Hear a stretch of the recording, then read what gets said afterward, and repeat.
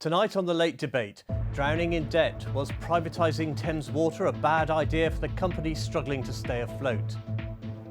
Will the soaring cost of mortgages spell doom for the Tories? So initially this was seen to be quite a short-term problem, but when we're looking at it now, economists are giving us advice that this may last even as long as 3 to 5 years.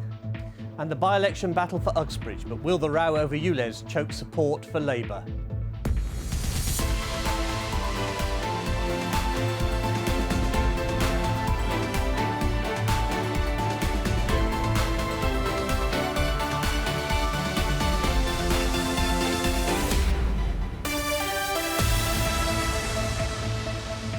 Hello and welcome to The Late Debate. For its 15 million customers, Thames Water is a service they can't do without. But the UK's biggest water company is in big trouble. Buckling under the weight of its debt, customers have been warned bills could rise at a time when targets are being missed. Some argue these are the symptoms of privatisation. So is it time to roll back the clock and let the government take control? Britain's biggest water company is drowning in debt. It's hemorrhaging water from burst pipes and struggling to stem the flow of sewage into our rivers. 16 days ago, the dam burst when Chief Executive Sarah Bentley suddenly quit, leaving the company on the verge of collapse.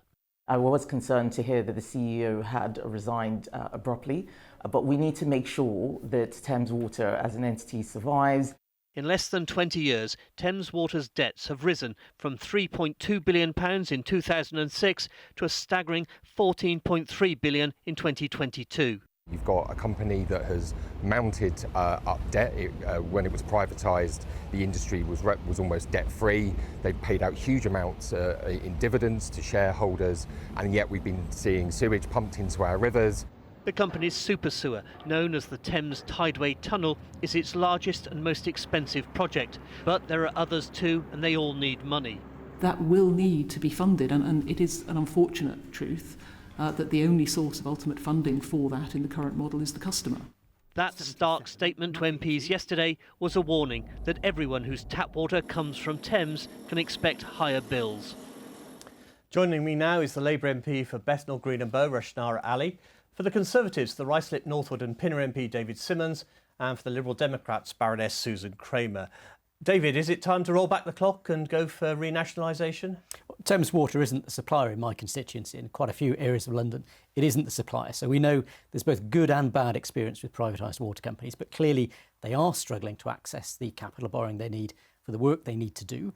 They've been used as a cash cow, in my view, by a series of foreign investors, and that's not an acceptable situation. But we need to find a way forward. It may be that nationalisation or part nationalisation is part of that to get them through this so they can find a situation where they can access the money they need to ensure that we have the right supply of water and also, of course, the right supply of sewerage across the capital. Susan, what's the answer? Well, privatising these in the first place was absolutely the wrong decision. They have no natural competition, so they look like cash cows to investors. We are arguing that this should be turned into what is known as a private benefits company, where the company then has to put the public interest first and centre in everything that it does. And there are plenty of good examples of that. And that would get us through some of this conundrum. But frankly, I mean, I'm a Thames Water user, and I resent the fact that these very high water charges I've been paying, and my neighbours have all been paying, have been going out in dividends into the pockets of shareholders and not into dealing with things like the leaks and many of the sewage problems that we all thought we were actually paying for. Rushnara, if Labour wins the next election, you would have the opportunity to reverse the privatisation, but you're not committed to that, are you? Well, look, let's face the facts. This is a legacy of Conservative privatisation, and it's playing out. And what these utilities are demonstrating is that they are too big to fail because they are part of the national infrastructure, but they've been privatised. And the investors have taken advantage of the public, British public, and are expecting the taxpayer to bail out while they've been profiteering for decades. And the government has been asleep at the wheel. In 2014, it was the regulator allowed Macquarie to this is the Australian parent company. Yes, that's right, to borrow more from 3 billion to 10 billion and then spent 3 billion in paying dividends to their shareholders. And the government allowed that to happen. They did nothing. The regulator allowed this to happen. This is a government that has been asleep at the wheel, allowing these companies to hold people to ransom. And we need to make sure the shareholders who've benefited pay for what's happened to our utilities. The bill payer should not be having to bail out people who have profiteered from our utilities.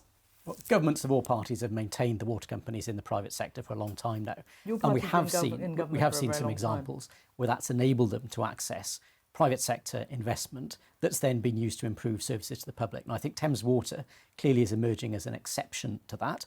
And have we seen any improvements? Well, in some areas of the country, we certainly have. My constituents benefit from Affinity Water, who generally provide a very good service, and they're a private company. There've been no issues with hosepipe bans or any supply problems from them. On the whole, they've been a very, very good service provider. So we know the model of privatised water companies can work, but clearly in this case it isn't, and there's got to be a way found through that, which may involve part privatisation. It may involve government support to find a new investor. It may involve, as Susan has suggested, changing the nature of it, perhaps becoming a B corporation or something like that with a public interest focus. But we need to find a way through. Susan, is Catherine Ross, the interim chairman, the former boss of Ofwat, which allowed Thames Water to do this, the right person to head up the organisation? Well, you raise exactly the point that I was wanting to raise. I mean, I'm very concerned about this revolving door of, that you go from the regulator, then you go to a company and possibly even back again. But Catherine Ross, and I don't know her as an individual, but she was there when Macquarie was raising huge amounts of debt, and all the alarm bells should have rung, you would have thought, at the regulator, but they didn't ring there and they didn't ring at the government. And this tells you that it's very difficult to regulate a company that has no natural competitor, which is why this decision to privatise it and to sell it to basically a fund that they won't like the term, but I often think of as a vulture fund, is the entirely inappropriate place to put it. Rishnara, as a Labour MP, isn't your instinct to say, let's bring it back into public ownership? Well, look, you've got to remember that that would cost the taxpayer billions of pounds. So why should the taxpayer have to, in effect, bail out these utilities that are privatised? I mean, it's like the equivalent of the global financial crisis. And in that case, we need to learn from that. In that case, there was a necessary need for intervention, but the public was a stakeholder in those banks that got nationalised. In this case, it would require huge taxpayers' expenses. It's much better to regulate properly, appropriately, and that's what's been missing. The government could have made the reforms to prevent Catherine Ross and Ofwat doing what they did and allow Macquarie to basically profiteer out of these utilities and pass on the costs to bill payers like us who happen to use Thames Water. OK, now, after years of rock-bottom rates, it's almost hard to believe what's happening with mortgages. Rise after rise has piled huge pressure on household budgets, and there could be more on the way. So could another big squeeze in the cost of living end up costing the Tories the next election? Like many Londoners, Abigail's hopes of owning a home have been hit by the brutal reality of interest rates. She and her husband Mark were expecting their first baby, Ella, and about to buy their first house. But the builders were behind schedule and their mortgage rate expired before the new house was ready. And when it was, they couldn't afford the higher monthly payments. I had, I think, numerous panic attacks. I was kind of distraught, actually. And I don't have family in this country, so I was feeling very alone, very, very upset. Very upset. I was crying all the time. Higher property prices in London and the home counties mean people here are among the hardest hit by rising interest rates. It's not just aspiring homeowners whose dreams are being shattered. Hundreds of thousands of people already on the property ladder now face the nightmare of their fixed rate mortgages coming to an end. I think when these fixed rates ends, it's sort of, where are you when the music stops? Holding the parcel. If you're holding the parcel when rates are particularly high, you're going to get clobbered. I think a lot of people are keeping their fingers crossed that when they come to renew, rates may have settled and certainly maybe even going in the other direction. Looking across the market, we can get you the lowest possible rate is actually going to be a 10-year fixed product. Shelley is a mortgage broker working from her home at Hockley in Essex. Many of her clients are extremely worried that their low fixed-rate mortgage will soon need renewing. It's a constant throughput of people on a daily basis now that are coming in with quite high levels of anxiety, and we're really just trying to manage that for people and work through their options and really look at how we tighten our belts and make things work for them ongoing. I'm not going to cut the additional rate of tax today, Mr. Speaker. I'm going to abolish it altogether. It's 10 months since Kwasi Kwarteng's tax-cutting mini-budget panicked the market and sparked a rise in interest rates. Who do you blame? I think I blame the current government, I would say. If that hadn't happened, I think we'd be in a different position. We'd be living in our newly purchased property. Instead, Abigail, her husband and baby Ella are living in a rented house, unsure about when they'll be able to afford their own home. David, have the Tories lost the right to call themselves the party of the homeowner? Well, I remember what it was like in the 1980s when my parents were under pressure after interest rates went through the roof. And I know that caused a huge amount of anxiety. So I think the actions the Chancellor's taken with the Mortgage Charter to take away the fear that people might see their homes repossessed are incredibly important to a lot of households. I remember what that was like, and I think that is the right step. The next consideration, of course, is where we managed to build a lot more homes. So the UK property market has been under a lot of pressure for a long time.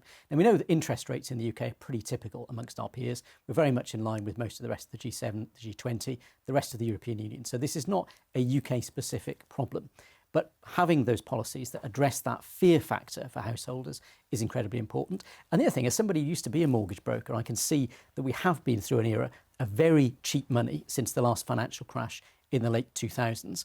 And it is going to be a bumpy transition as we get to a situation where the majority in this country who are savers see higher interest rates.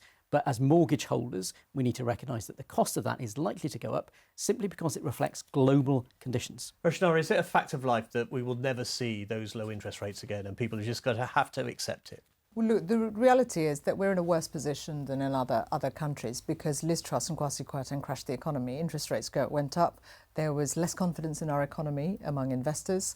And what we're seeing is the comparable rates in Germany, in France, are much lower mortgage rates than our country. And that is a problem because actually British mortgage holders are finding that as well as the political failures and instability and the economic instability created by the Conservative government, people are worse off than they would have done because of wider external shocks and circumstances. So we've got to recognise that it's economic mismanagement by this government that's made matters much worse than they needed to be. And every 22 seconds, there are people who are having to change their mortgages and facing hundreds of pounds of additional costs. In London, it's nearly double what people are having to pay in terms of increased rates in other parts of the country, hundreds of pounds more per family at a time of a cost of living crisis. So the economic mismanagement needs to be recognised. We need to make sure that the mortgage charter that was mentioned, it's fairly toothless, actually, because we can see that there are already mortgage holders. Is it better than nothing?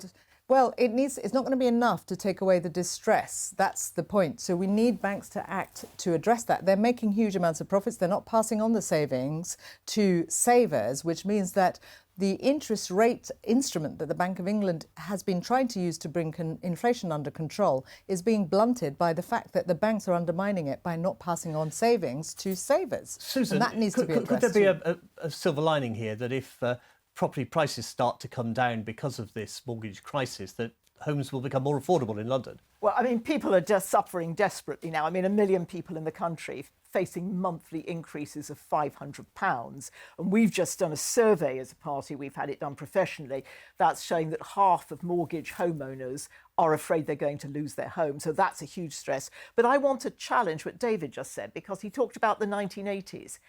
House prices are way higher than they were in the 1980s. Back then, you paid about 3 times your annual income for a house. Now it's 8 times. So we got that combination of very high prices and very high mortgages, and in a cost of living crisis as well. So all of those pressures are falling on this group of people, making it absolutely dire.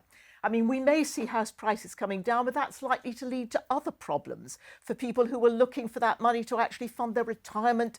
We've got to focus on the people who are absolutely suffering now. which is why my party has said we're going to have a hardship protection fund, for the people at the very bottom who are absolutely suffering, and the banks won't help that group no matter what this compact says. David, the government links interest rates to inflation and pay. Today, we've heard the Prime Minister announced public sector pay awards. Is it peace in our time on pay? Well, I'm hoping so. I mean, the government has been looking to do a deal with the unions to bring to an end some of the strikes and to provide a reasonable pay rise across our public services. Now, all of us who are mortgage holders have seen the impact of rising interest rates. We all understand that the most important thing we can do on the cost of living is to reduce inflation. If that comes down, it brings down food prices, brings down rental costs, brings down mortgage costs. That's the thing that will make the difference. And we know that from experience. So whilst it is easy to criticise, I think the government recognises we know the policies that work from experience. We need to apply those in the long-term interests of the country. Roshan Arora, are you encouraged by the 6.5% pay rise for teachers? Look, let's just be clear. Public sector workers have faced a wage freeze for over a decade. The IMF and the European Central Bank pointed out that it's companies dishing out profits, making profits, and that they are actually adding to the inflationary pressure. That's the International Monetary Fund talking. But on today's pay awards, if we want to, the government and others have sometimes pointed to wage restraint, right? But these are public sector workers who've suffered greatly. So the government needs to respect the independent analysis and recommendation and follow that rather than ignore it, which it should do, but they need to finance it. And what we've heard from the Chancellor, I believe yesterday, is that the government won't finance it, which means a reduction in the budgets of the schools' budgets and so on, if they are to honour that commitment. Now, that makes it worse in terms of the resources available to those public sector institutions, whether it's schools or other sectors where the wage rate has to increase. So it's actually quite disingenuous unless the government actually finds a way of financing it rather than expecting those institutions to find the money. Are you worried about cuts to public services to fund these pay rises? I mean, I am. That's so the teaching unions seem pretty satisfied with the offer that's been put on the table. But when I started to read the detail, it sounded like the school's core budget wouldn't be cut. But clearly, other parts of the education budget are going to suffer. So I'd like to know exactly what that is. And in the areas where basically public sector workers, presumably the doctors, are not going to accept these deals, what I don't understand is why the government isn't round the table. In the end, you solve all of these things through proper negotiation. It's always much broader than just pay itself. And I just don't understand this sort of, well, we're not going to sit down and talk with you. Sit down, get all of this resolved, because we don't want the strikes. But we also want to make sure that we're not slashing public services at a time when they're already under so much pressure. We've talked a bit about what pressures the government are facing and what impact it might have at the next general election. Of course, there's a big electoral test in London next week in the Uxbridge and South Ruislip by-election. David Simmons, you've been out there campaigning for your party. What's the mood?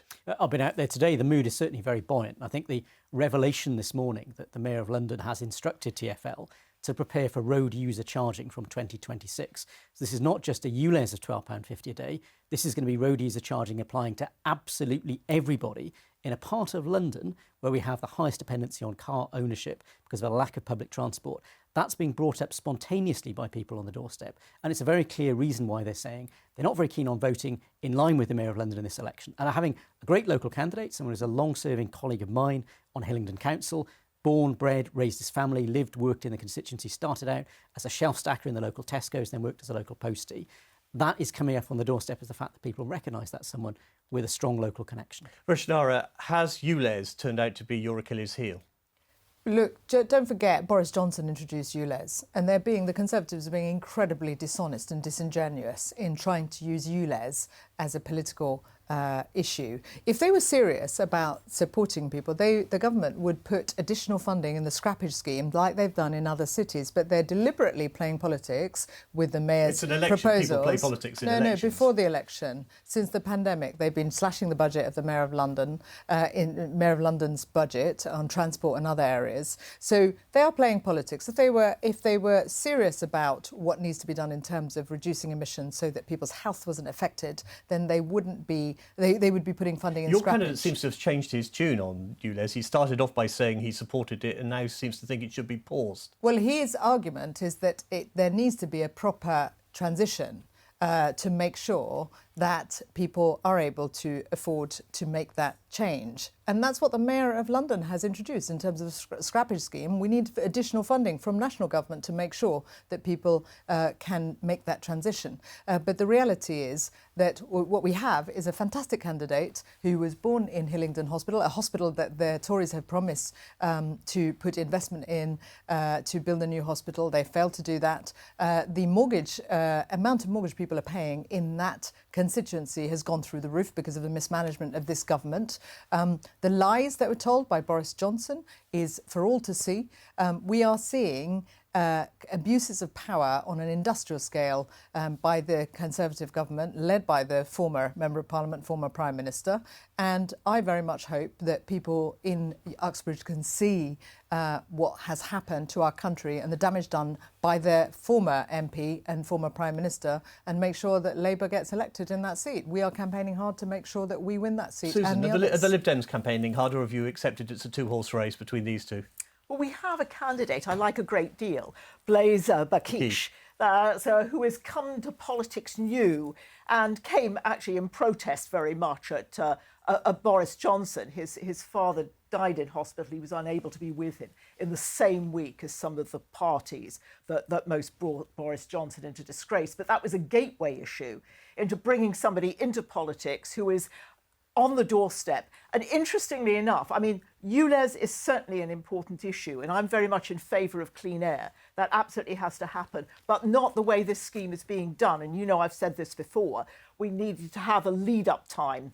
In my area, we had 3 years. We already had good public transport, so the ULEZ introduction worked well. That is not the characteristic now for the outer parts of London, and that's got to be dealt with. And we need a proper scappage scheme, which could be funded from the Mayor's reserves, quite frankly. But as I look at this, issues like crime are the ones that are coming up on the doorstep over and over and over again. And what I love about Blaise is he's out there listening. He's not going Susan, out to preach. can I stop you there just to remind everyone that there are actually 17 candidates standing in the Uxbridge and South Ruislip by-election. That's the most candidates since the Horton Price and Howden by-election 15 years ago, when a whopping 28 candidates stood. The polls open a week today and close at 10 p.m. By this time next week, the vote count will be underway, with the result declared overnight. And that, I'm afraid, is all for tonight. Thank you to my guests, Rushnara, David and Susan. We'll be back in September after Parliament takes its summer break. Until then, good night and thank you for watching.